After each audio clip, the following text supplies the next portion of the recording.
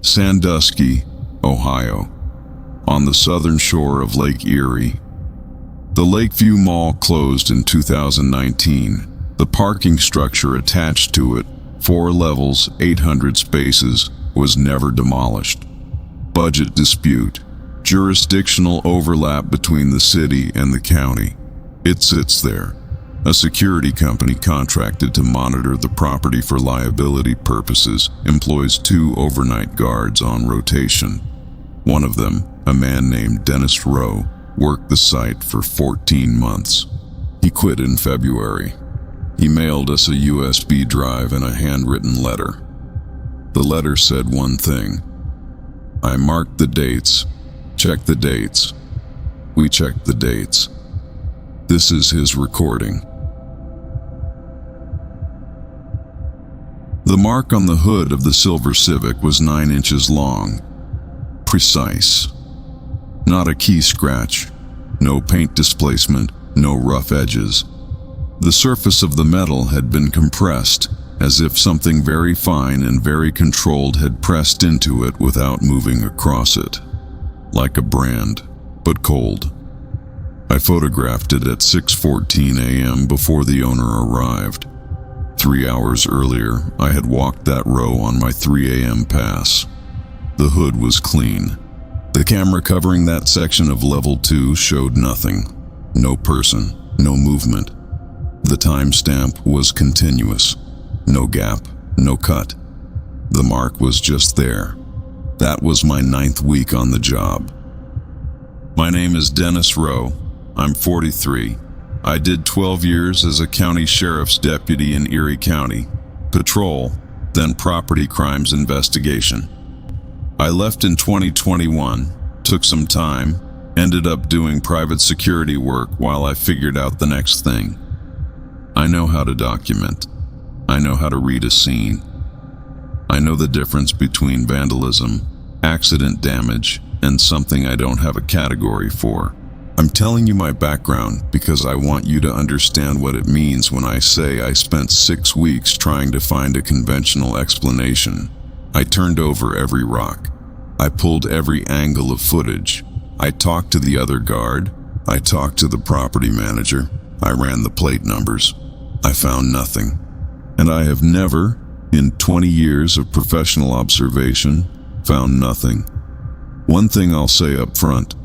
I have a photograph of the mark on my own car. I took it 3 days before I quit.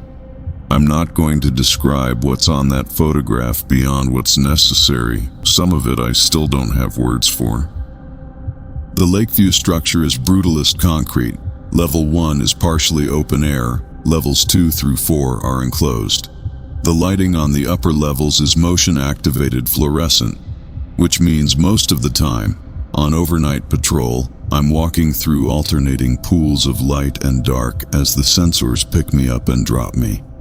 You get used to it. You learn the rhythm of the building, which sensors are sluggish, which ones trigger from the level above, which sections stay dark no matter what. Level 3, northeast corner, has a section that has never responded to motion in 14 months. I reported it in week 2. The property manager said he'd send someone. Nobody came. That section stays dark. The structure has a specific smell on cold nights. Concrete, exhaust residue, something mineral from the lake air that comes through the open seams on level 1. On certain nights, pressure dropping, wind from the north, the smell changes, becomes something older, like the concrete is breathing out something it absorbed a long time ago.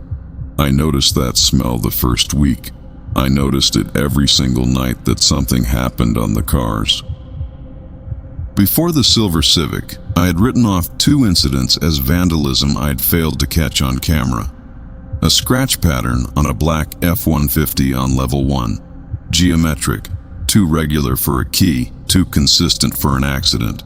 I filed a report, flagged the camera gap, moved on. A similar mark on a Subaru Outback level 3 2 weeks later. Different pattern, same quality of precision. Both owners were upset. Both filed insurance claims. Both were told the security footage showed nothing actionable. I told myself the cameras had blind spots I hadn't fully mapped. I told myself someone was doing this carefully, deliberately, timing their movements to avoid detection. I believed that. I wanted to believe that. The alternative was that I had walked past those cars at 3 a.m. and missed a person crouching behind them in an enclosed concrete structure. And I had not missed a person. I know what it feels like to miss something. This wasn't that. After the silver Civic, I started photographing every car in the structure at the start of each shift. Systematic. Every level, every row, every vehicle present at 10 p.m. when I started. I compared those photographs to my 6 a.m. walkthrough before owners arrived. In the first 3 weeks of doing this, I documented 11 marked vehicles. The marks were not random scratches. On the F-150, the pattern was a series of nested angles, almost like a topographic contour but compressed. On the Civic, a single long compression with 2 perpendicular intersecting lines. On a white Camry on level 4, something I can only describe as a partial circle broken by 4 radial lines, precise enough that I measured them and each line was within a millimeter of identical length. I photographed the marks and I sat in my car on break and I looked at them on my phone screen. They were not random. They were not similar to each other. But they shared a quality, a specificity that random damage doesn't have. Someone or something was making deliberate marks on specific cars. Not all cars, not even most cars, specific ones. I took the photographs to a woman I know who teaches at a community college, art history, some archaeology background. I told her I'd found the marks at a job site and wanted to know if they matched anything documented. She looked at them for a long time without saying anything. Then she said, "Where exactly did you find these?" I said, "A parking structure." She looked at me. Then she looked at the photographs again. She said 3 of the marks had structural similarities to notation systems used by several indigenous groups in the Great Lakes region. Not identical, she was careful about that. Not a direct transcription of any documented symbol set.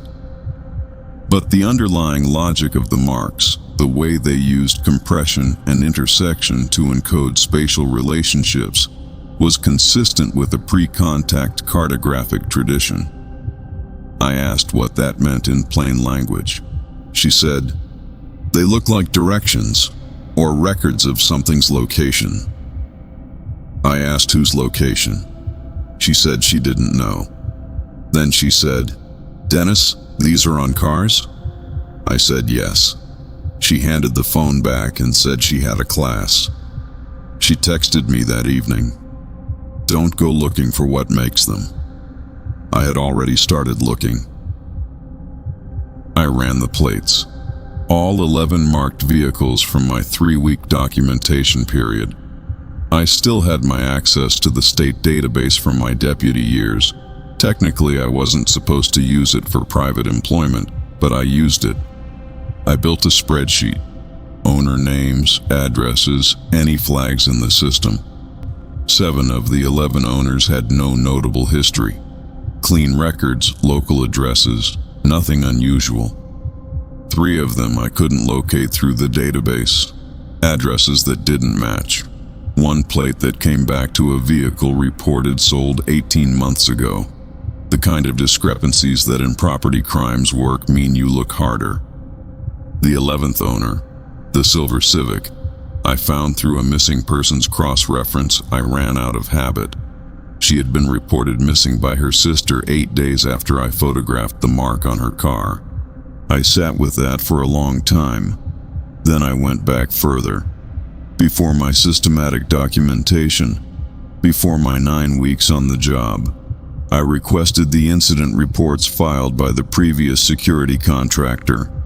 The company that had held the Lakeview contract before mine was brought in. They had documented 7 vehicle damage complaints over a 14-month period. I found 4 of those vehicle owners in public records. 2 had filed insurance claims and moved out of state within 6 months. 1 had been in a serious accident 3 months after the mark was documented. 1 I couldn't find at all. No records after the date his car was marked. No death certificate. No address change. No activity on any public record. Just gone. I want to be clear about the decision I made and why I made it. I had documented a pattern. I had a professional obligation, or at least a professional instinct, to follow it to its source. That's what 12 years in property crimes does to you. You find a pattern, you work the pattern, until you find what's making it. I also want to be honest. I was scared. Not the performance of not being scared that you do on the job. Genuinely, physically scared. The kind of scared that sits in your stomach at 2 a.m. in an empty parking structure and doesn't announce itself, just stays there. I set up my own camera. Personal equipment, a trail camera I'd used for deer hunting, motion-activated, infrared, designed for exactly the situation where you need to document something that doesn't want to be documented. I mounted it in the level 3 northeast corner, the dark section. The section that had never triggered the motion sensors in 14 months. I positioned it to cover the 6 parking spaces adjacent to that section. I told myself I was gathering evidence. I checked the camera every morning for 9 days before it showed me anything. The infrared footage from night 10 runs 11 minutes and 40 seconds. For the first 8 minutes, nothing. Empty spaces, concrete pillars, the fixed darkness of the northeast corner. At the 8-minute mark, the spaces are occupied. 3 cars that I know were not there at the start of the footage. I had photographed the empty level at 11 p.m. and those spaces were clear.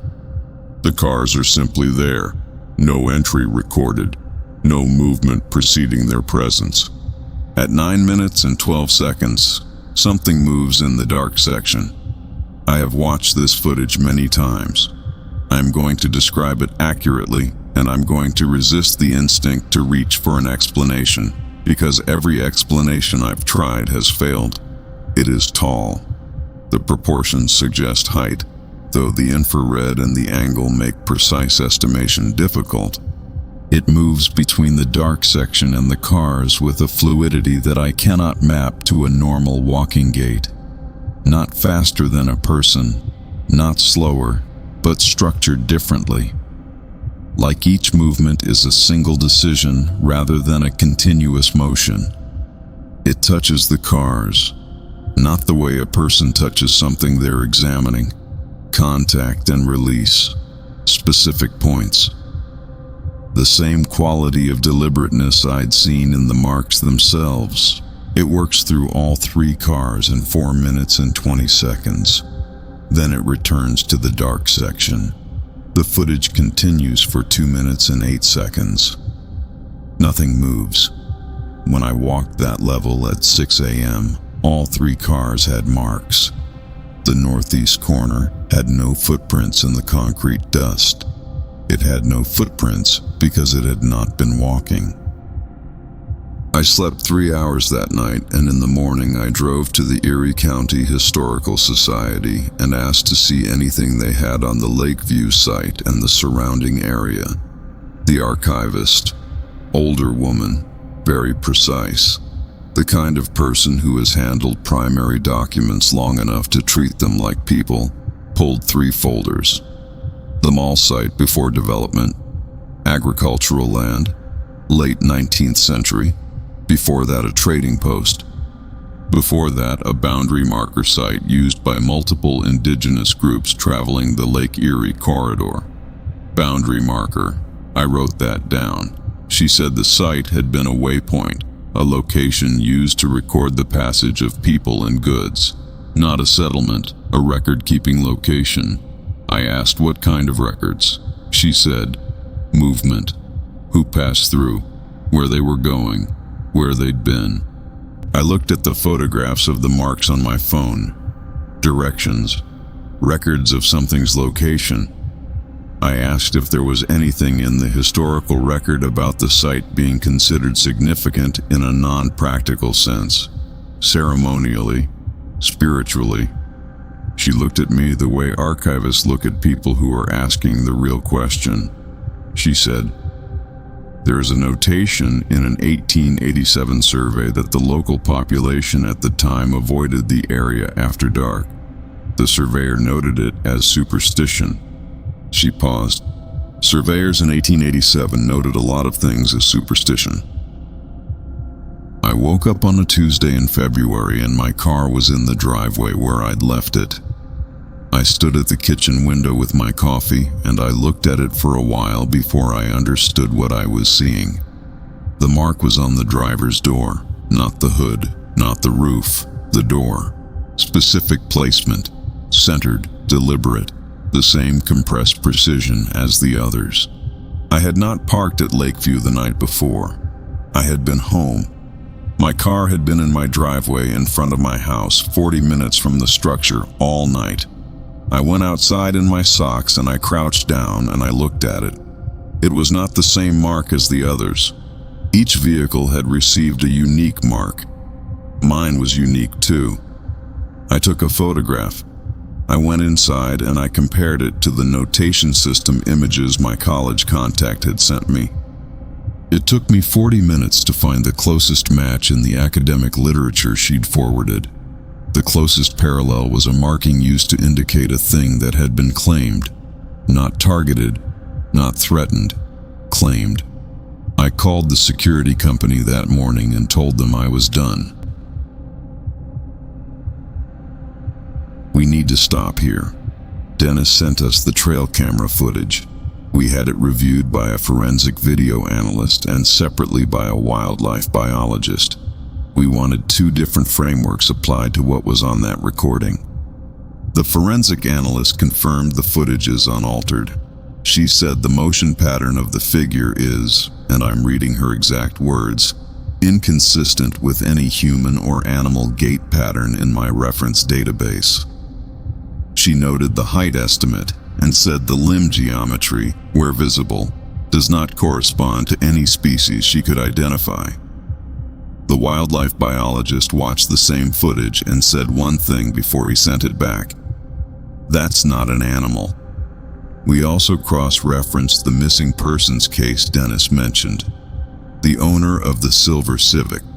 She was found 6 months after she was reported missing. She was located in a town in Ontario, Canada, 400 miles from Sandusky. She has no memory of the intervening period. She is, by all accounts, physically unharmed. She declined our request for an interview. Her sister, who originally filed the missing persons report, agreed to speak briefly. She said her sister came back, different in a way I can't explain. She said her sister had begun, since returning, to avoid parking structures. We asked if her sister had ever mentioned anything about her car being marked before she disappeared. The sister was quiet for a moment. She said, she mentioned a scratch. She was going to get it looked at. We're going back to Dennis's recording. I went back one more time. I know how that sounds. I went back because the mark on my car meant I was already part of whatever was happening, and I needed to see it clearly once, not on a screen, not in a photograph. In the actual dark of that structure with my own eyes. I went on a Wednesday, 2 a.m. The other guard was on level 1. I told him I was doing an upper-level walk. I took the stairwell to level 3. I stood at the entrance to the northeast corner. The motion sensors didn't trigger. I knew they wouldn't. I turned off my flashlight. My eyes adjusted. The corner is not completely dark when your eyes have time. There's ambient light from the seams in the exterior wall. Lake Erie light, whatever that is. A kind of diffuse gray that tells you the water is out there even when you can't see it. I stood very still. I could smell the old smell. The one that comes on north wind nights. Deeper than usual, like the concrete had opened something it kept sealed on ordinary nights. Then I saw it. Not movement. It wasn't moving. It was simply present, the way the corner itself was present. Something I had been looking at for several seconds before I understood I was looking at it. Tall. Yes. But what I hadn't understood from the footage, what the infrared couldn't capture, was the texture of how it occupied the space. It was standing between two parked cars with its back to me, not turned away, not facing elsewhere. Its back to me in the specific way of something that knows you're there and is giving you a choice about what you do next. My right hand had found my flashlight. I don't remember deciding to reach for it, and then it turned. Not the way a person turns, the way a room turns when the light shifts. One moment I was looking at its back, and the next moment I was looking at something I don't have the shape for. It didn't have a face in any way I have language for, but something in its mass had oriented. Not eyes, attention, the way a space itself begins to focus. I understood, with a clarity that bypassed thought completely, that it was reading me the way it read the cars, cataloging, recording. I was being marked, not on my car, not yet, on me, in whatever ledger it kept behind that not face. I did not turn on my flashlight. I could not have told you how long I stood there. My phone log says I called the elevator at 2:47 a.m. I had entered level 3 at 2:19, 28 minutes. I remember approximately 4 of them. When I got to my car in the level 1 visitor section, I sat in the driver's seat and I put both hands on the wheel and I looked straight ahead. My hands were steady. I made a sound I didn't recognize as mine. Then I drove home. I sold the car 3 weeks after I quit. Private sale, cash, a guy from Huron who didn't ask about the mark on the door. I didn't mention it. I don't know if that was the right call. I've thought about it. I bought a used Tacoma from a dealer in Norwalk, drove it home, parked it in the driveway. For the first 2 weeks, I checked the door every morning before I did anything else. Clean. Every morning clean. In week 3, I stopped checking. Last Monday, I didn't check at all. This Monday, I'm going to tell you, I checked. There's nothing there, but I want to be precise about something. The checking isn't fear. Fear fades. This is something else. This is the same instinct that made me run the plates, that made me pull the historical records, that made me stand in that corner for 28 minutes. Once you know something makes marks, you check for marks. I don't know if it's done with me. I don't know what done means in this context. I know that the Lakeview structure is still standing. I know there are cars parked there during the day. The site is technically still accessible, no formal closure. I know the overnight security contract was picked up by a different company after I left. I called the new company once. I didn't identify myself. I asked if their guards had reported any vehicle damage on the upper levels. The woman I spoke to said she couldn't share incident information with non-clients. Then she said, "Can I ask why you're calling?" I said I used to work the site and was just